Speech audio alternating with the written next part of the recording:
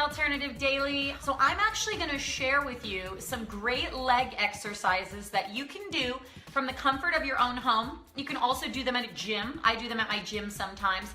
And the best part about it is that these are all very, very easy to modify, and none of them require any sort of...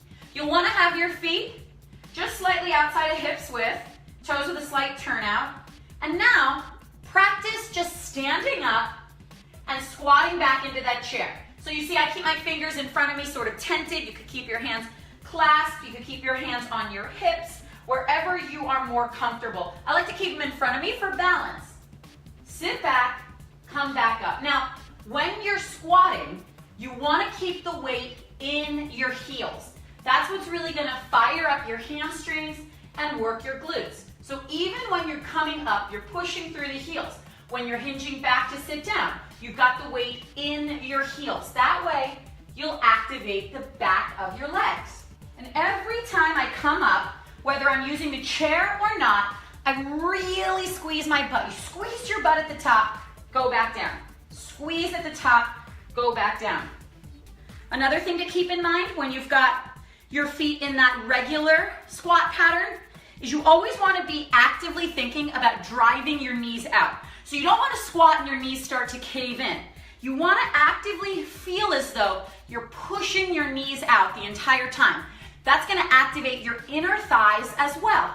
If you try and squat with your legs pressed together, so what's called a narrow squat. So in this motion now, I'm going to keep my feet facing forward. I'm going to feel as though I'm gluing my legs together. So I'm squeezing my inner thighs together, squeezing my knees together, squeezing everything together, standing up, keeping the weight in my heels.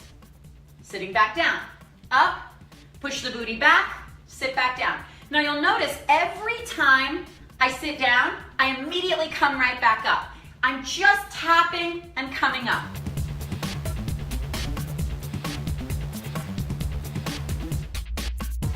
Another one would be a sumo squat. So now I'm going to take my feet wide. I'm going to have my toes slightly turned out. This is really going to target your inner thighs, which is great, especially for those of us who feel as though with our inner thighs, maybe we've got a little bit more skin in there. I know, I've got big thighs, I understand. Here, when you do the sumo squat, because you're going to be really focusing on keeping those knees out, remember, you never want them to cave in, you're going to really target the inner thighs. So, because I always like to have my hands in front of me, clasped just gently, and that is my personal preference. You could also keep your hands on your hips. When you squat, notice I'm pushing my knees out. I tap down to the chair. I come back up, just like this. It almost looks like a ballerina move, right?